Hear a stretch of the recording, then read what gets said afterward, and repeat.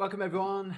Monday morning again, 10 o'clock, and we finally got to the last bit of the wrist and the hand. So we're going to do a little bit of a recap from last week, and then add in the final piece, which is the nerves. But what I'm going to do, just as I said I would do last week, is recap some of the neuroanatomy from up here, so that it will then hopefully just tie in quite nicely with the with the wrist and the hand as well. Good morning, Julie. Julie's here again. How you doing? Looks like we've got a few of the regulars in this morning. That's good. Cool. So let's get going. Look at that. Absolutely kills. Dropped a weight on it this morning in the gym. I can't use my trackpad very well. Right, let's have a look. I need that one. Okay, here we go. So we're going to have a look at the neuroanatomy, the last bit of the last jigsaw in the puzzle, just putting everything together. So we've obviously looked at all of the muscles now of the wrist and the hand, and hopefully what you've seen just go back to the main one there, that there's obviously a lot of muscles here. Okay, so all these intrinsic muscles of the hand. There's not a lot on the back. Okay, but there are in between the fingers. Okay, so the metacarpals, and you've got some chunky muscles around the thumb. But the muscles that supply the fingers, and so that you can wiggle the fingers, come from here.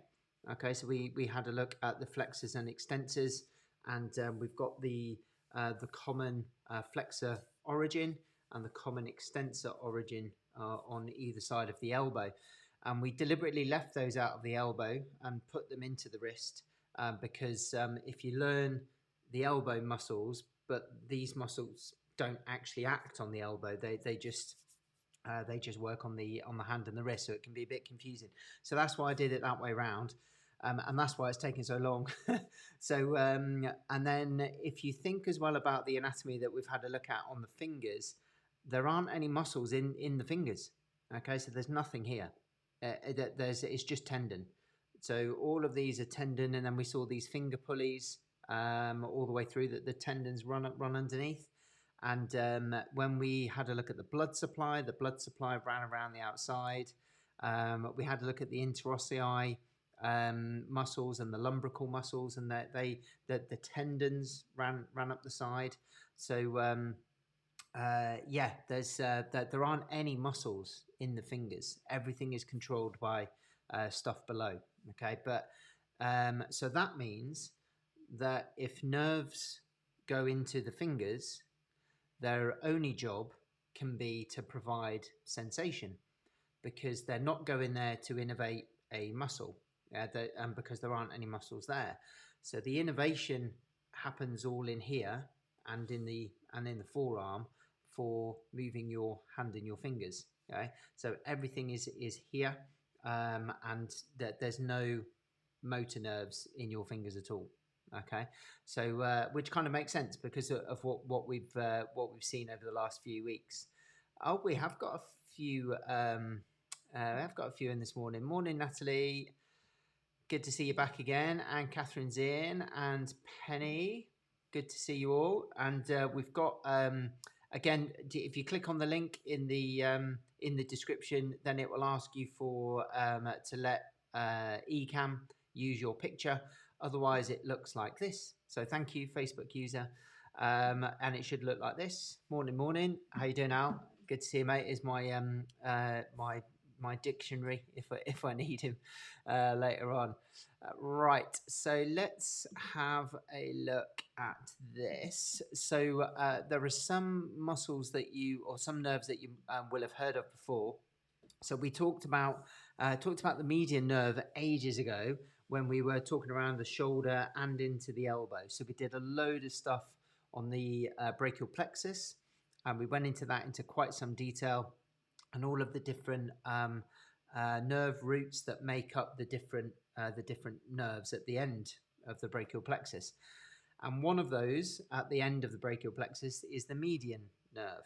Okay, so eventually it ends up with sensory innervation of the thumb. So you can see the picture here, the index finger, the second finger, and then half of this one. And you'll see why in a second. You'll see the way that the nerve splits up into different nerves and then innervates the sides of the fingers. So all of the skin sensation for this, for the thumb, the second, third, and half of the fourth digit all come from the median nerve. So this can, if you guys are therapists, this can help you determine whether where there might be a problem along the line. So if there is a compression of the median nerve for whatever reason, then it can affect the sensation of that region of the hand, and someone will come in and there may be an issue there. We're also going to have a look at the muscles that the median nerve supplies as well, because what you will see if someone has had a long-standing median nerve problem, they will lose all of the muscle tone around this area here, and you'll see why in a second when we look at the video. So we've mentioned this a few times, and we finally got there. Just move me down there a little bit. So the carpal tunnel, which we've looked at, probably about 5 or 6 weeks ago now, is a U. The bones in the wrist make a U shape, which is the carpal tunnel, and then you've got the flexor retinacular over the top.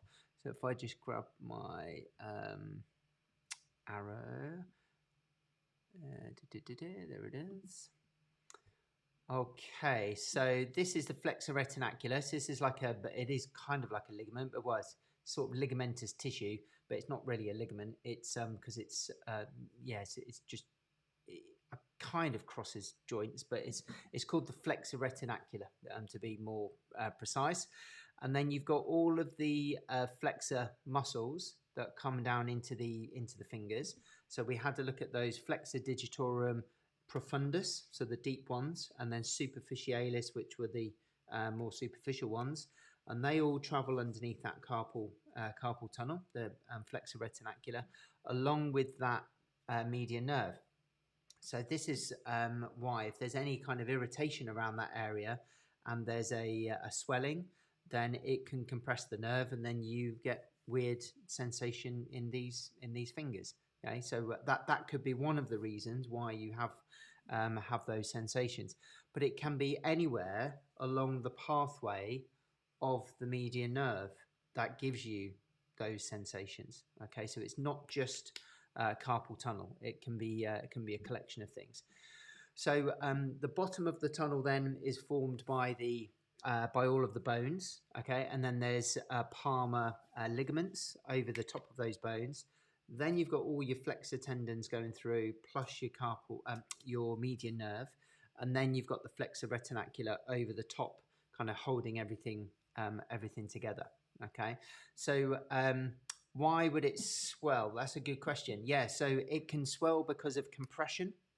So that's why people who work at desks a lot, and being in that kind of position with your wrists extended, that can provide like an elongation to the nerve, which may irritate the nerve.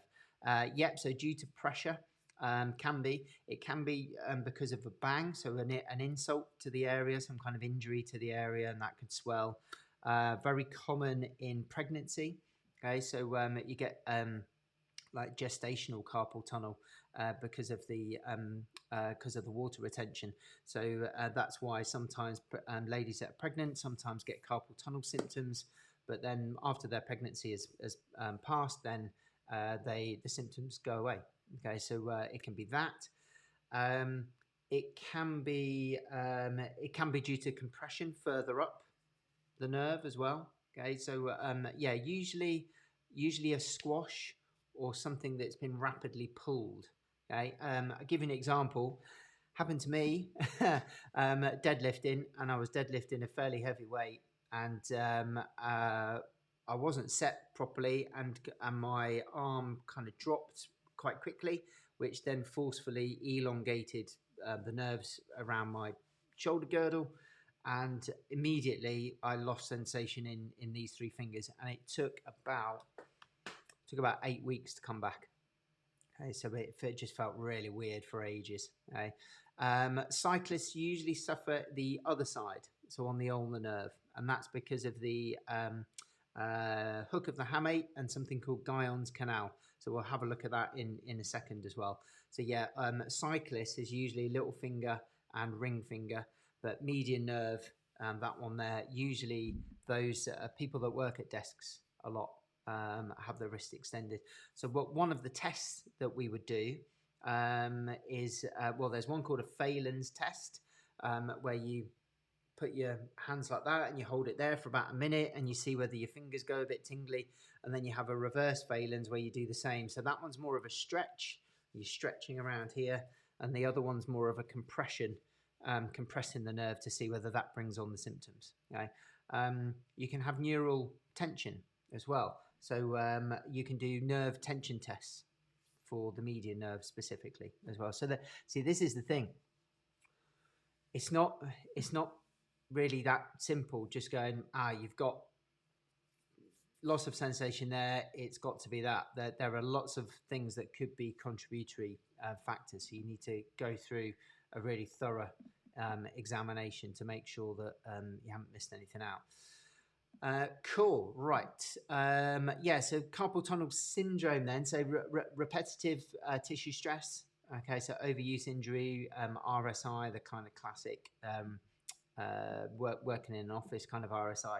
But you can get it as like tennis players get it as well, gripping onto things, climbers gripping onto things. So yeah, it's a whole wide range, really, really wide range. 64% of new occupational illnesses, okay, carpal tunnel can account for, which is really, really high.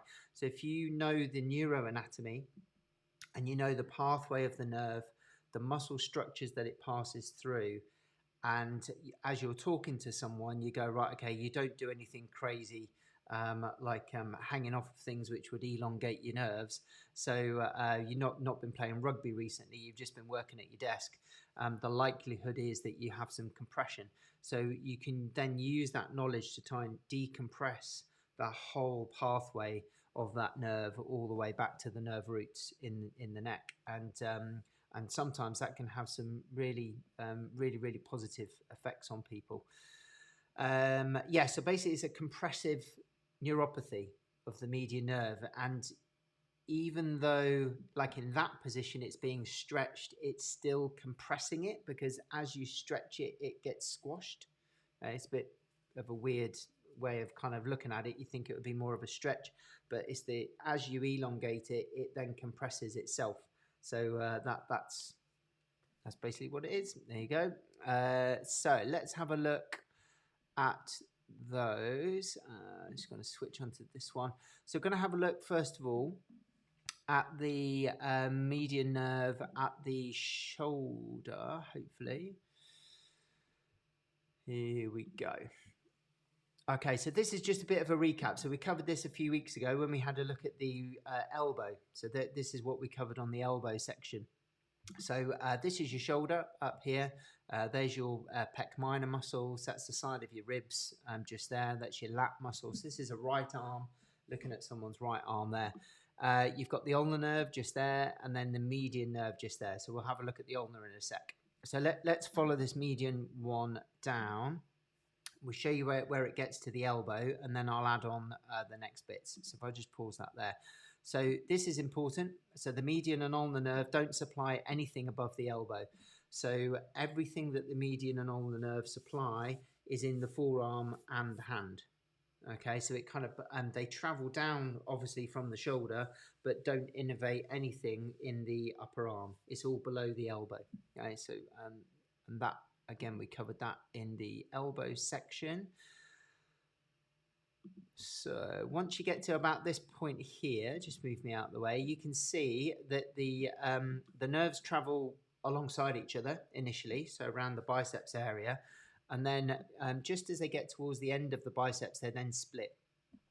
So we've got this nerve on the top here, so this will be your median nerve. Median basically just means in the middle. So median nerve stays in the middle of the arm, and then the ulnar nerve comes around and then into the follows down the ulnar bone. Okay, so we'll have a look at that one in a sec.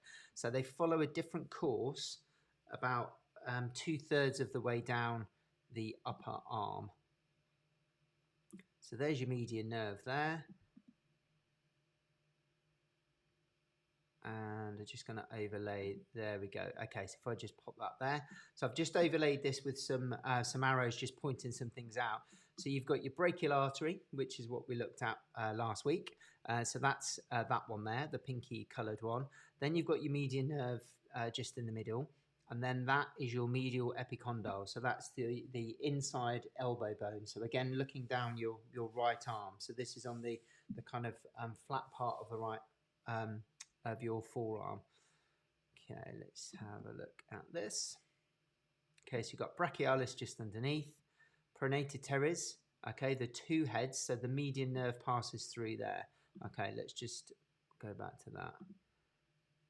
And pause that there. Right, cool. So we know that the median nerve goes underneath your collarbone.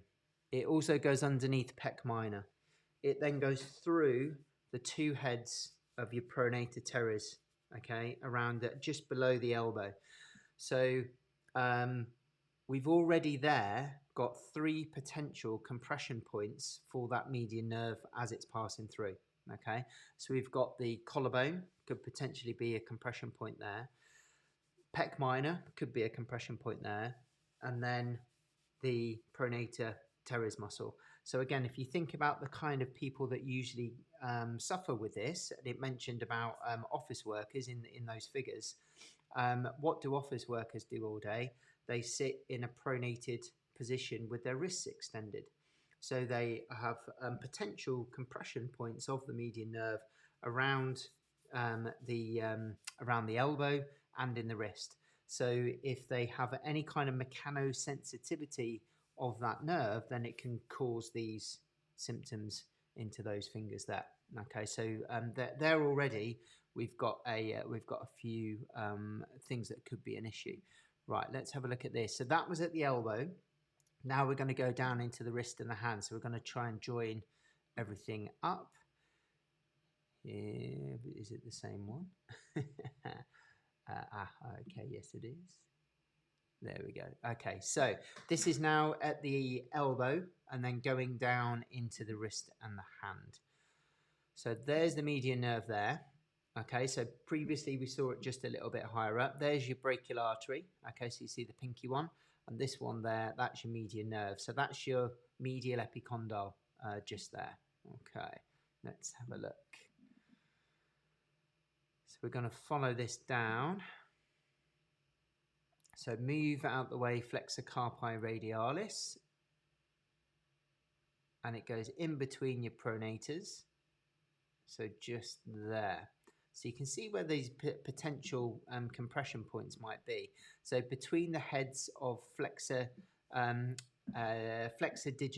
superficialis. So someone who grips a lot. The nerve goes through those muscles that create grip in your fingers. Okay, so again, another potential mechanism for compression or mechanosensitivity of that nerve.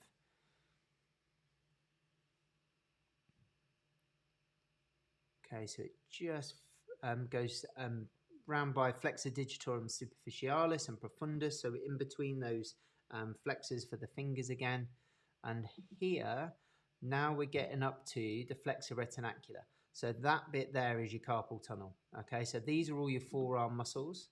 So we know that it goes in between your pronator teres, in between your flexor digitorum superficialis and profundus. Okay, so it's lying around that region. So again, grip, pronation, protraction, depression, all potential areas that could cause mechanosensitivity of that nerve. Okay, there's your palmaris longus.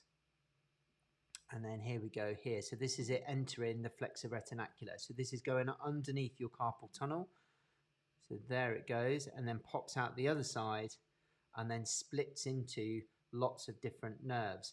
So we've got motor branches of the median nerve, if I just pause that there. So we're going to have a look at the muscles that the median nerve supplies in a second, but they are basically all of these ones. Okay, so because the sensation is here, yeah, all of those areas there, it makes sense that the innervation will be here as well for the muscles. Okay, so we'll have a look at which ones in a second, but this is really interesting. So you know when we were talking about, right, okay, so it's this one, this one, this one, and then a little bit of this one. So this is why now. So this nerve here, where it's split there, that's the ulnar nerve. Okay, so we're just interested in where this one has come out here, which is your median nerve. So that's gone underneath the tunnel. This one has gone over the top. So this is your ulnar nerve. And whoever said before about cyclists, this is the bit where cyclists usually suffer, because the nerve is really superficial and it's very, very close to your pisiform bone and the hook of your hamate. So because they're quite bony, if you compress it, it can then compress that nerve and you'll get something called a neuropraxia, which is basically where nerve compression. Okay, so let's have a look at the rest of this. So we've got common digital nerves that branch off, and then we've also got palmar digital nerves as well. And you can see that they, if I just pause that there, so we've got two nerves from the median branch that supply the thumb, two nerves that supply the index finger, two that supply the middle finger, and then just one on the radial side, okay, so the thumb side, that supplies the ring finger. Okay, so middle finger, first finger, second digit, and then your thumb have all got two nerves, and then one half of your ring finger is supplied by the median nerve. Okay, and you can see there's no muscles there, what I was saying before, so that is just purely sensory. So if I just pause that there, so if someone has weird sensation loss around this area here, so the palm, okay, and there's different branches. You've just seen the two branches there. So we've got median nerve digital branches, which is one that you saw, and then we've got palmar branches, which are a bit deeper. So we've got all of the fingers, half of that one, all of that one, all of the thumb is supplied by the sensation supplied by the median nerve. And then the backs of the fingers as well goes down to just that proximal interphalangeal joint. Okay, so the pip just there, and half of that one. Yeah, so on the back of the hand it's slightly different, and we'll fill in the picture in a second with what the others are. So all of that palm, yeah, and the best way to remember this, it kind of works. Bear with me. So if you do that, those three fingers, turn it upside down, and that's an M. Okay, so that's your median nerve, and then if you do that, that makes a U, and that's your ulnar nerve. Okay, so the majority of those two are ulnar.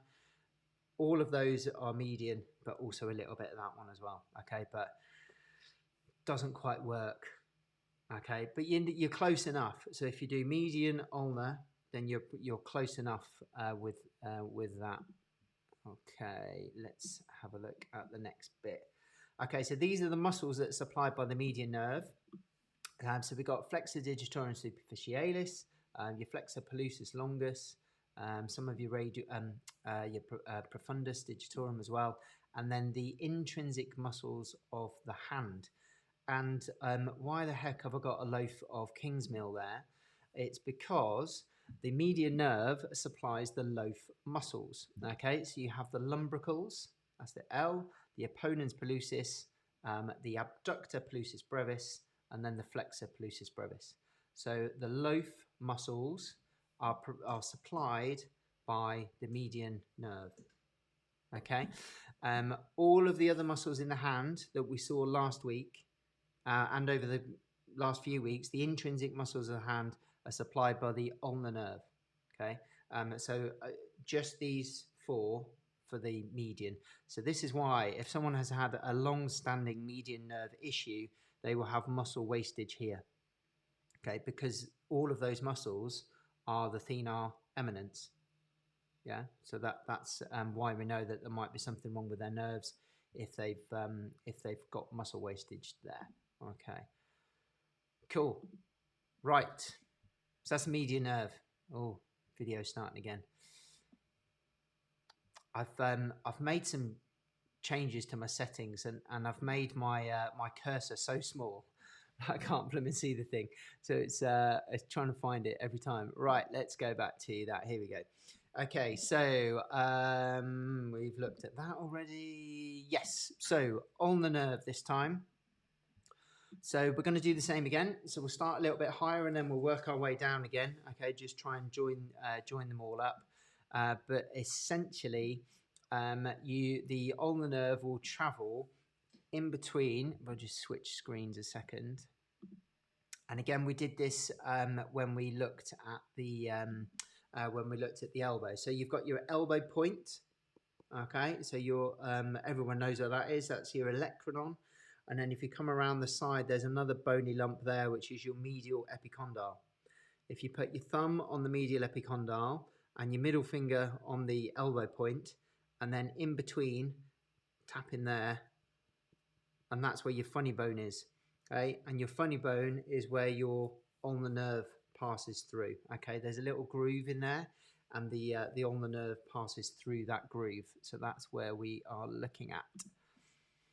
So that is just here. So there's your medial epicondyle, there's your olecranon, so your elbow point, and then the median nerve, the ulnar nerve is in between those 2 points. Okay, and then it travels down the ulnar side of the forearm. This is the bit I was talking about before.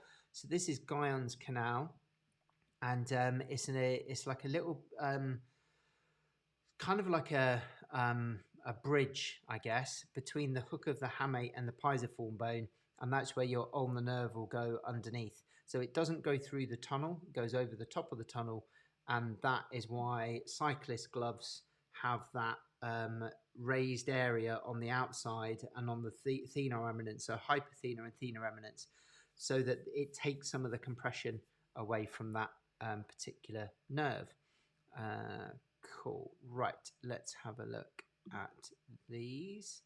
So this is the ulnar nerve at the elbow.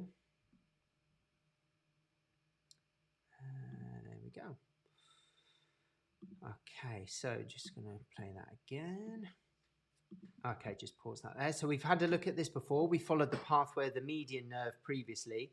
So remember, they came down the arm and then they split around the kind of middle towards the end of the bicep into the median and ulnar nerve. They're not one nerve at the beginning, but they follow each other. Okay, so up here they're quite close together, and then when they get to this point, they then start to split. So the ulnar nerve then dives down and goes towards your elbow, towards that groove. Okay, so let's have a look at that. So here it goes. So there's your triceps, there's your medial epicondyle. Just pop that there.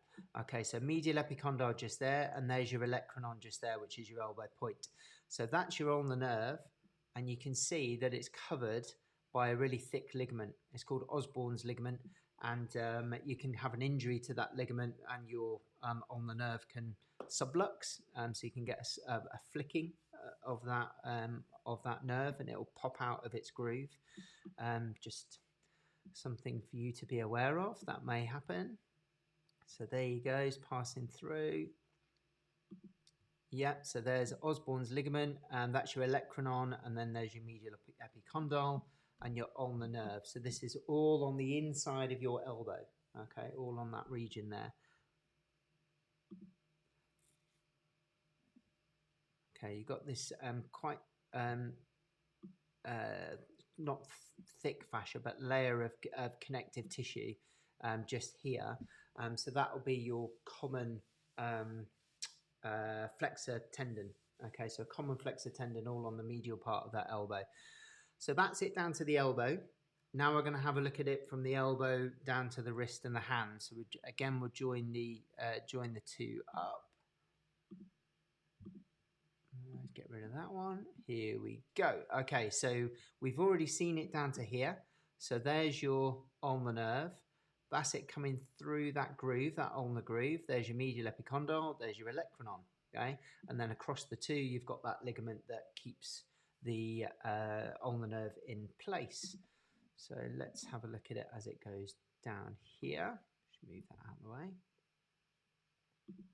So the ulnar nerve goes in between your flexor carpi ulnaris. Okay, so you've got a couple of heads there. You've got one that's up near the medial epicondyle and then one that's on the ulnar bone. And we saw that again a few weeks ago. So it will go in between those muscles there. So again, if you're getting some pins and needles tingling here, yes, it could be nerve root. Yes, it could be clavicle.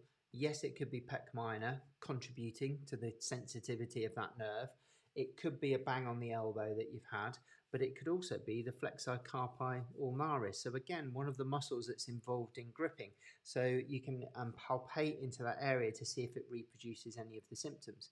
Okay, so again, it's not as simple as it being a nerve root problem. It can be anywhere down that pathway. And there it is there.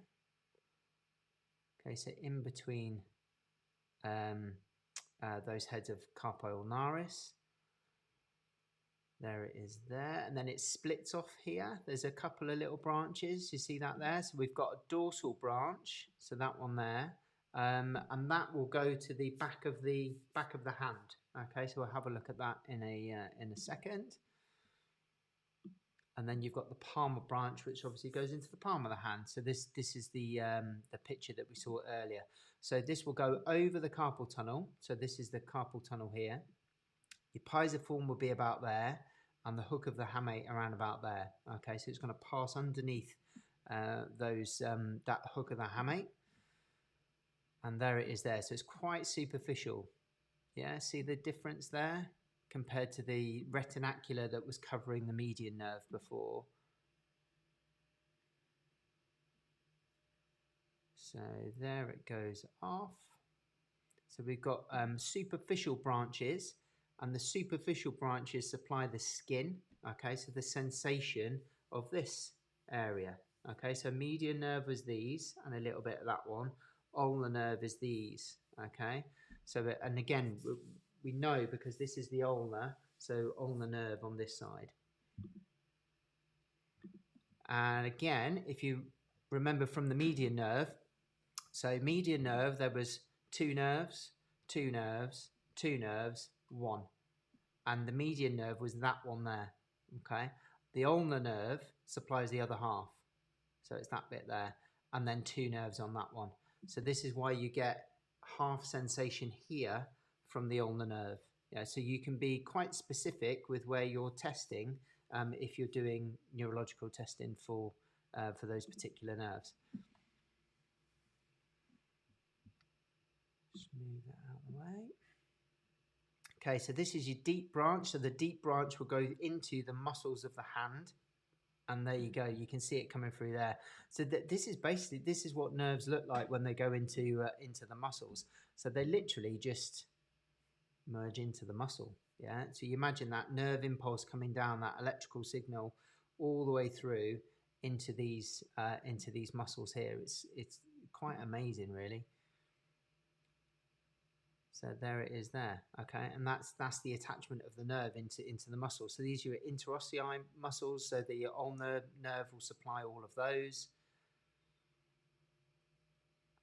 Adductor pollicis, okay, and then the sensation for that outer part of that, well, it's the inside part of the hand if you're standing in the anatomical position. So the muscles, flexor digitorum profundus. You've got your hypothenar muscles. Okay, so remember median was all of the thenar eminence. All of the interossei, adductor pollicis. And then your ulnar lumbricals as well.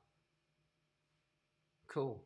Okay, so that's all the deep muscles of the hand that are supplied by either the median nerve or the ulnar nerve. So if you remember, median nerve is loaf, everything else is ulnar. Right, that's the easiest way to remember those. Cool. Right. All right. Time is flying by already. Right then, last one. So we're going to have a look at the radial nerve. All right. So again, recapping back at the elbow, and then we'll follow it down to into the wrist and the hand. Now, if you remember the radial nerve, when we looked at it a little bit higher up, it wraps around the back of the arm. So there's a spiral groove in your humerus, and it will wrap around there and then come down the back of your forearm. Okay, so all of the extensor muscles, which is this area here. And then if you look, it then travels down into there and supplies the rest of the hand to make up all of the sensation then of the hand. Yeah, so if you're getting a weird sensation on the back of the hand, that won't be median nerve because that's here. Okay, that will be radial nerve on the back there. All right, so again, that it really helps you with determining what may be the problem with people when you know the anatomy. Right, let's have a look at this. So this is the radial nerve from the elbow, so from the shoulder to the elbow. Just move my arrow out of the way. There we go. So the radial nerve is just there. So this is in your armpit. So that's your lat. And you can see here it goes in between the heads of your tricep. And then it wraps around the humerus. And then this is the back of the arm now. So it's the tricep muscles there. Just move those out of the way. And there it is there. Okay, so the radial nerve will wrap underneath and then around onto this outside part of your arm. So there it is there. So that's your humerus bone, sits right really close to that. And if those of you that are into martial arts, if you jab someone on the back of the arm just there, it will they won't be able to cock their wrist back. They will lose the extension in their wrist, and that's see quite often you'll hear the martial artists go, "Oh right, so that's why we do that. That's why we do that." So they will target these points where the nerves are really superficial, and if you hit the back there, if you hit it hard enough, then your wrist will just go boom, and then you won't be able to extend your wrist. Okay, so there you go. If you do MMA. So radial nerve wrapping around, and then this is it by the elbow. So near brachioradialis, it will pop out, and then it will supply. There we go. It's coming down into the forearm, and then you'll have two branches. So you've got a deeper branch and then a superficial branch, and the deeper branch will target, will innervate the muscles. The superficial branch will continue along the skin and then supply the back of the hand. Okay, so all that area there. So we'll have a look at that in a second. Okay, here we go. So this is the radial nerve around the elbow and then going into the wrist and the hand. Here we go. So there's the radial nerve again at the elbow. There's your biceps. So you've got the deep motor branch, superficial sensory, brachioradialis muscle just there. So it goes all the way along there, and you can see it's literally running on the surface of the skin. It will go over your extensor pollicis brevis and longus, and then supply sensation to the back of the hand. Here we go. You can see it there. So all there. Yeah, and that basically then fills in the jigsaw of all of the sensation of the hand. And then the deep motor branches. Okay, if we have a look at those, and from the muscle, just pause that there. So from the muscle pictures that we've seen previously, when I've gone through all of the muscles, you might have seen posterior interosseous nerve, and that's basically the deep part of the radial nerve. Okay, so it's exactly the same thing.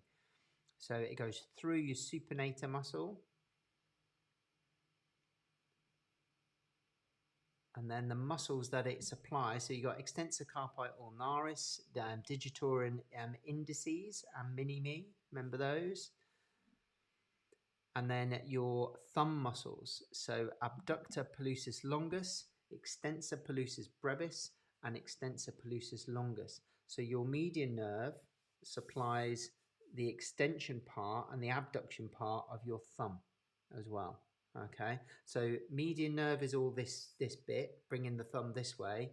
Radial nerve is bringing the thumb that way. Okay, and that, I think, is it. Cool.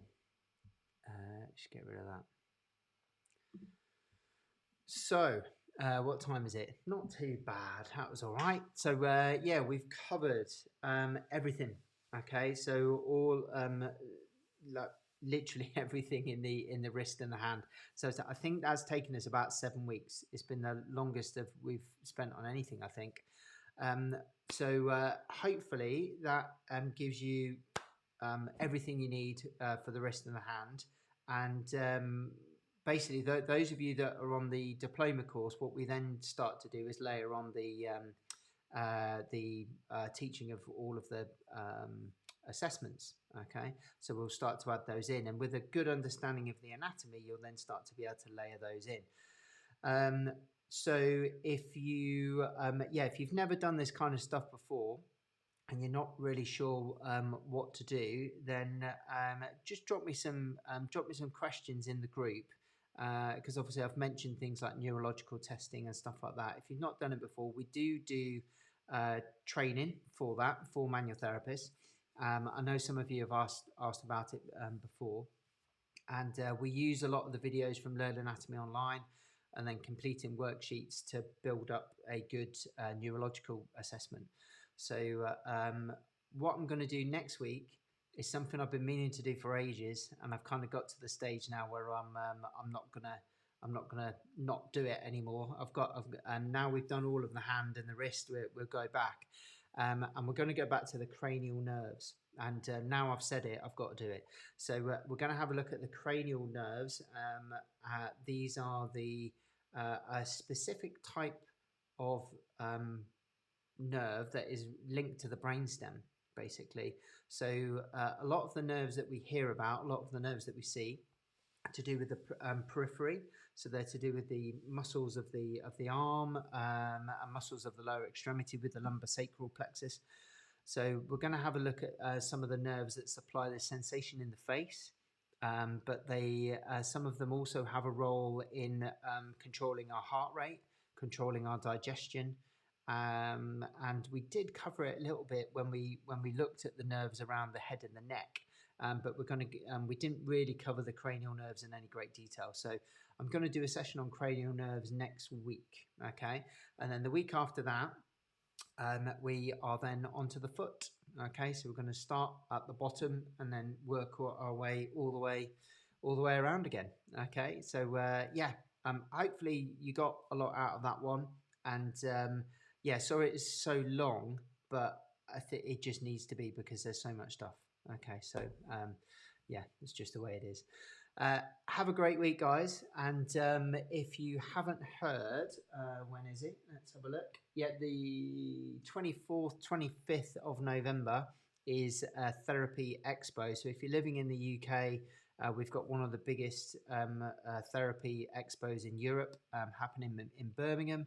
And 24th, 25th, I'm going to be there. I think quite a few of you guys are going to be there as well. So if you've never heard of it, it's worth looking at. Really, really good for meeting up with people again and just saying hello. And there's some really good speakers there too. So if you can make it, that'd be great. I will see you next Monday, 10 o'clock. Thanks, guys.